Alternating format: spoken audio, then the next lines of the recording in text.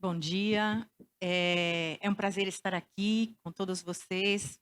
Muito bom ver a sala cheia. Gostaria de convidar para esse painel sobre o gás natural Verônica Coelho, presidente da Equinor Brasil. Seja bem-vinda. Cristiano Pinto da Costa, presidente da Shell Brasil. Obrigada. E Flávia Barros, diretora comercial da Origem Energia. Seja bem-vinda, Flávia. Bom, o tema do painel é o gás natural. O gás natural é uma indústria relativamente mais jovem no Brasil que o petróleo. É uma indústria que sofreu nos últimos anos uma grande mudança, em particular nesse ano de 2021, 2022, né? 21 marca a Lei do Gás, a publicação da Lei do Gás, que foi a consolidação de 5 anos de discussões, com ampla participação de todos os setores, né, da indústria, da sociedade e do governo, que começou com o Gás para Crescer, com todos os seus grupos de trabalho. 2022, então, foi um ano muito importante. Foi o ano em que tudo começou para a abertura do mercado de gás. E foi um ano muito desafiador, porque não é fácil abrir um mercado num contexto internacional de preços crescentes, com uma guerra em andamento que envolve o maior fornecedor de gás e de GNL do mundo. Mas eu preciso pontuar aqui que os resultados foram mais rápidos do que muitos esperavam. Em mero 12 meses, diversificamos a oferta de gás. Tínhamos antes 1% nas mãos de outros fornecedores, hoje temos quase 20%. Dos 200 contratos que foram assinados em 2022, mais de 150 contratos são de outros, ou seja, 2/3, mais de 2/3. Existem distribuidores de gás, que conseguiram adquirir seu gás de até 11 fornecedores. E os preços, teve um efeito no preço. A concorrência, ela geralmente traz preços mais diversificados, preços mais concorrenciais. E quando a gente olha a variedade de preço, e não é só o nível de preço, são também as condições dos contratos de gás, que são muito importantes, a flexibilidade do contrato, a duração do contrato.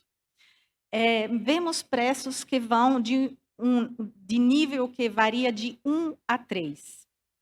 E isso a ANP estimou que gerou uma economia para os compradores de gás natural, só no ano 2022, de mais de 550 milhões de reais.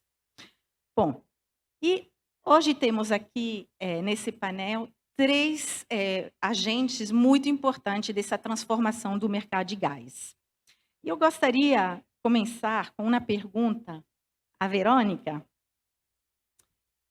A Equinor é uma empresa norueguesa que vivenciou a abertura do mercado de gás na Europa, tem muita experiência, e hoje é um dos maiores produtores de gás na Europa. Como você vê esse processo de abertura aqui no Brasil e o que a Equinor está fazendo ou pode fazer para ajudar o desenvolvimento do mercado de gás no Brasil? Bom dia a todos.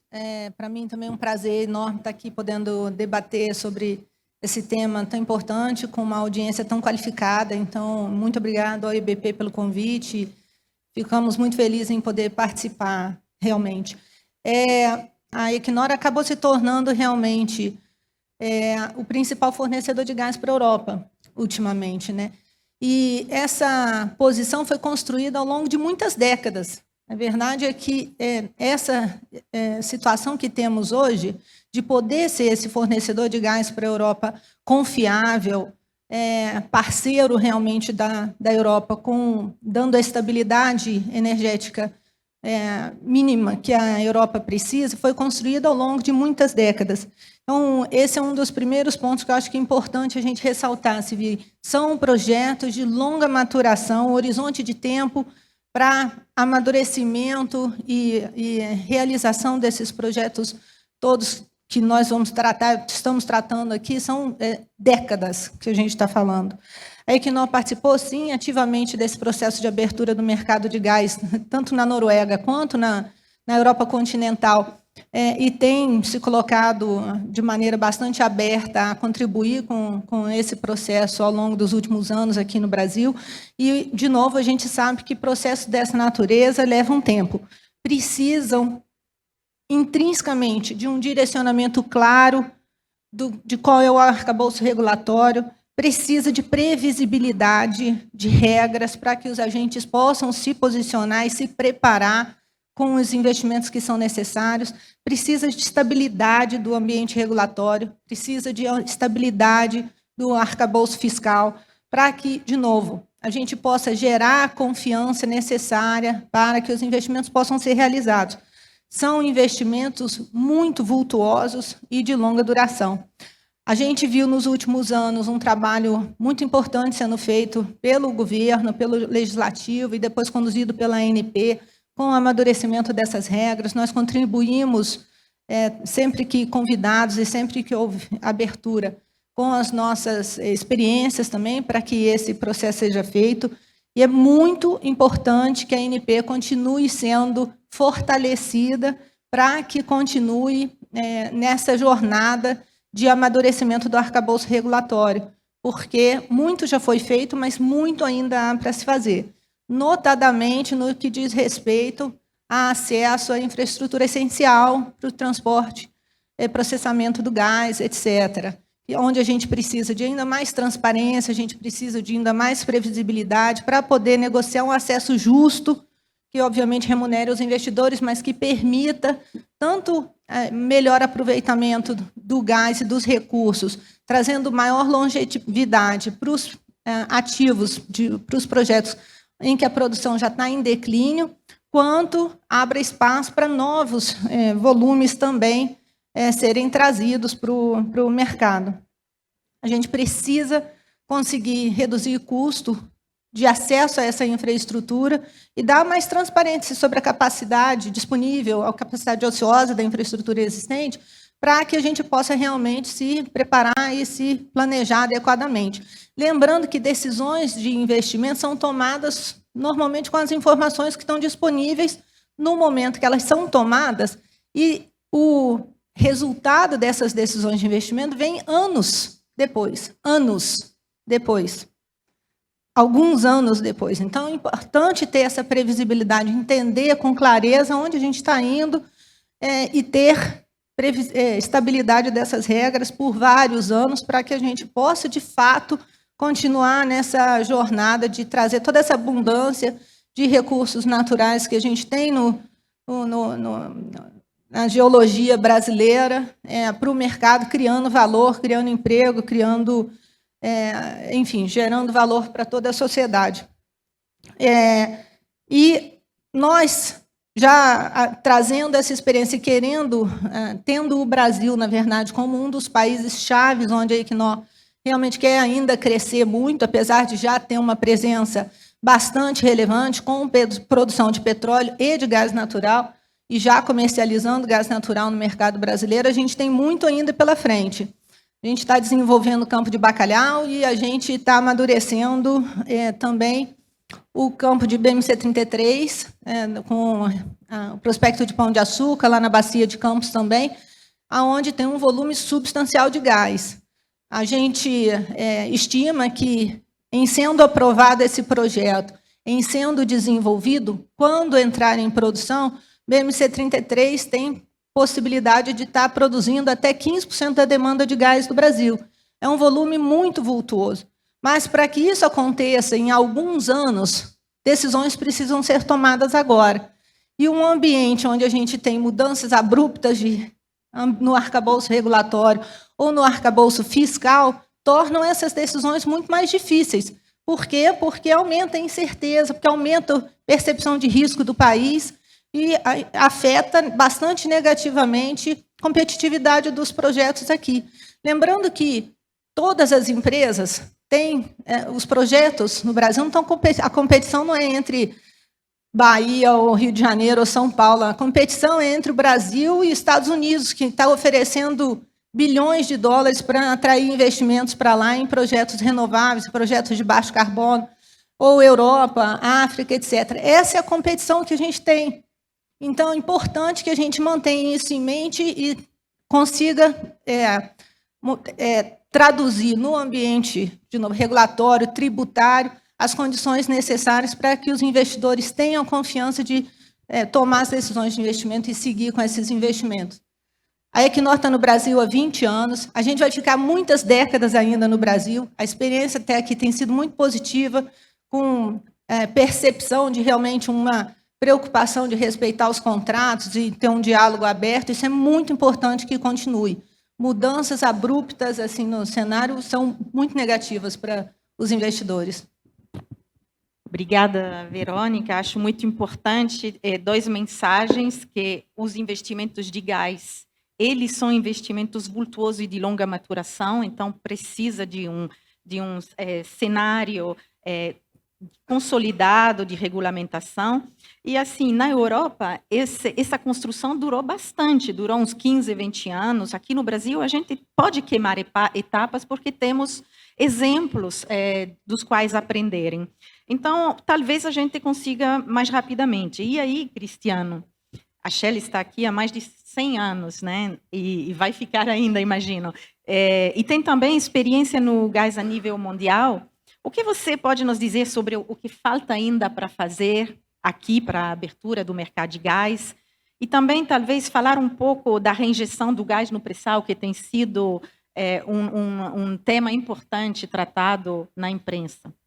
Obrigado, Silvia. Bom dia a todos. Obrigado ao IBP e ao Poder 360 por reunir todos nós aqui nesse dia de hoje.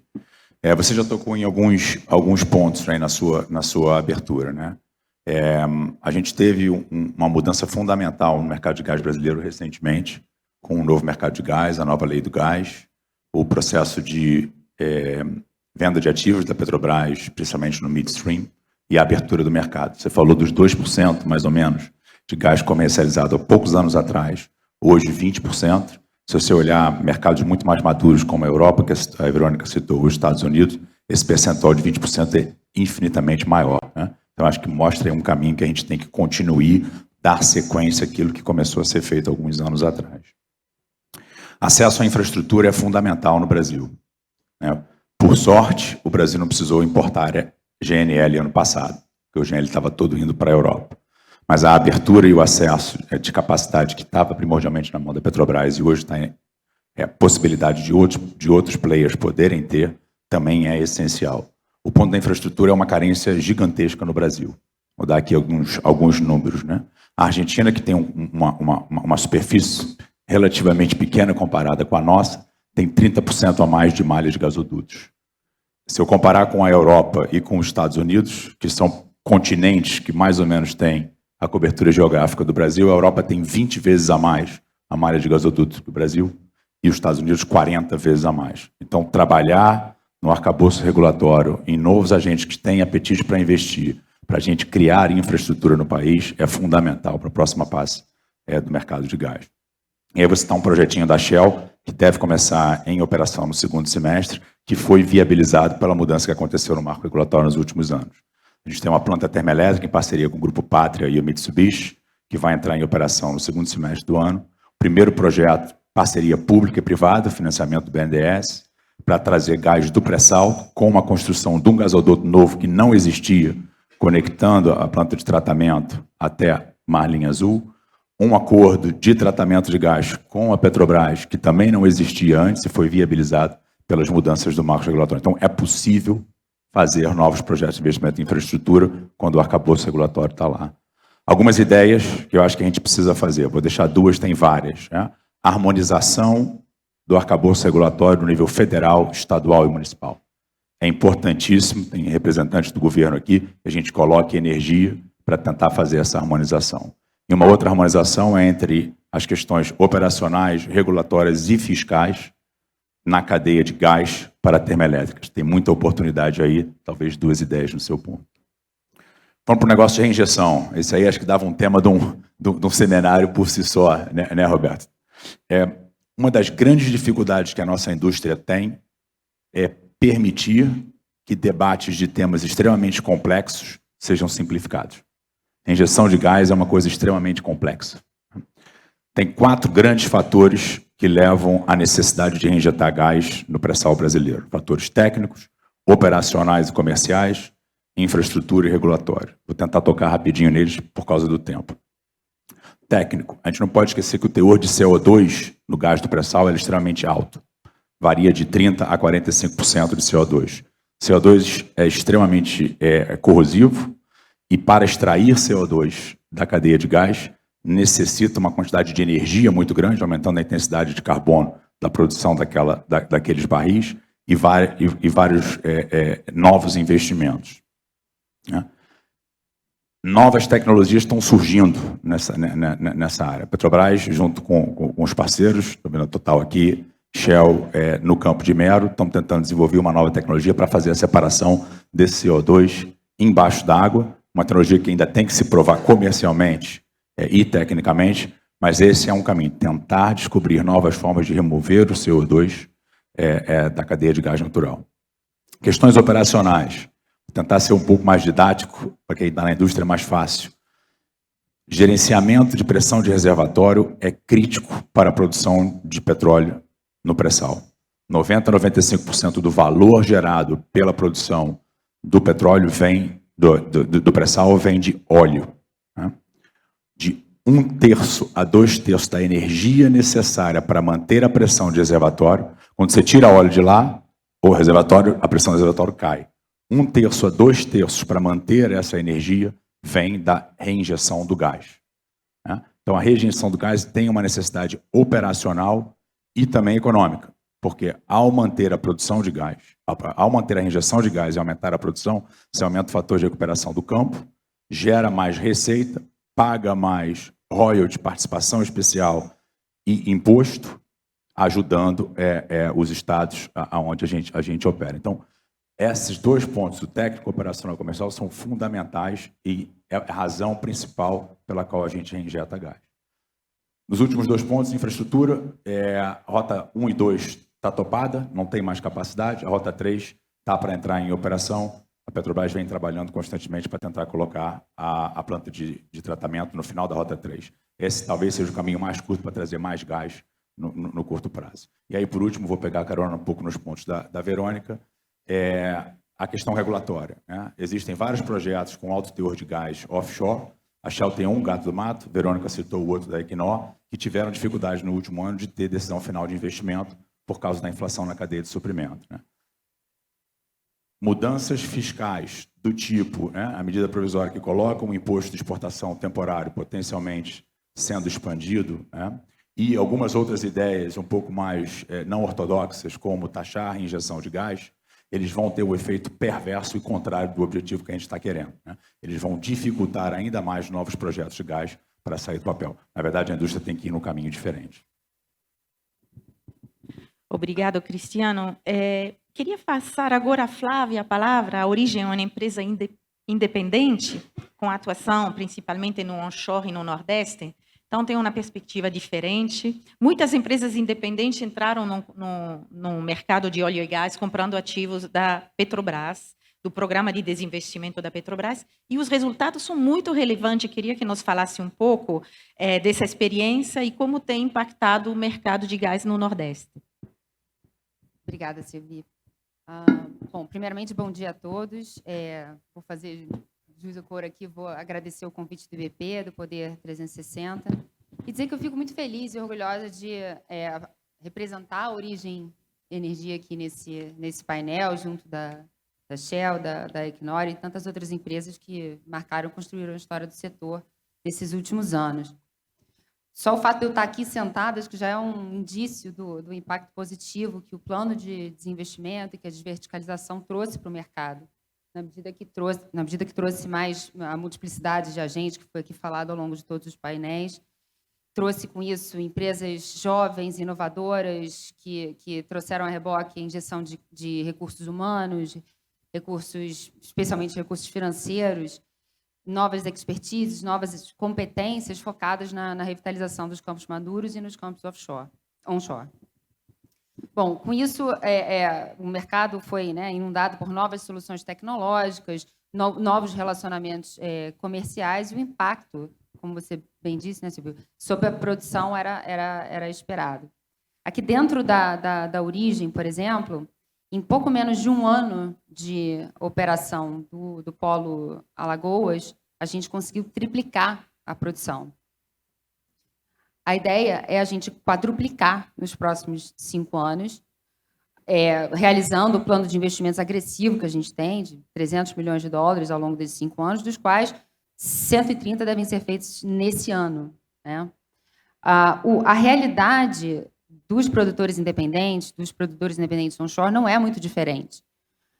O plano, essa, né, multiplicidade de agentes, as novas tecnologias e expertise permitiram a gente reverter a estabilidade, o declínio da produção para um crescimento nos últimos anos, nos últimos 5 anos, de 50% da produção.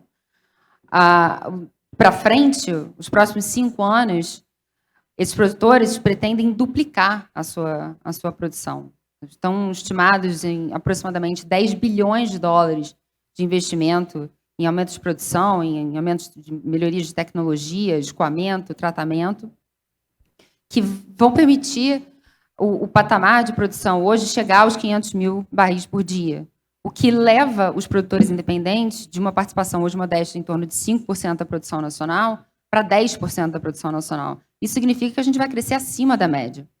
Então, diante de todos esses resultados positivos, eu acho importante ressaltar a continuidade da abertura de mercado, a continuidade do programa de desinvestimento da Petrobras, como forma de trazer dinamismo e multiplicidade de agentes para esse mercado. Especificamente sobre o Nordeste, e aí eu vou juntar aqui o coro também com o Cristiano, a região Nordeste hoje ela é um grande exemplo de ganho da diversificação. É a região do Brasil com a maior diversidade de suprimento das distribuidoras. A gente inverte a posição, quando no restante, no Centro-Oeste, no Sudeste, a grande maioria é Petrobras, mais de 80%.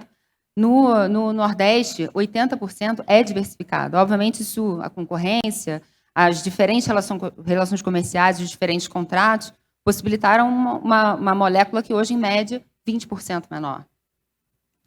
Então, eu acho que nesse aspecto, vale também ressaltar alguns pontos sobre a molécula onshore, né? E aqui eu faço, né, sou aqui a grande defensora. A molécula onshore, ela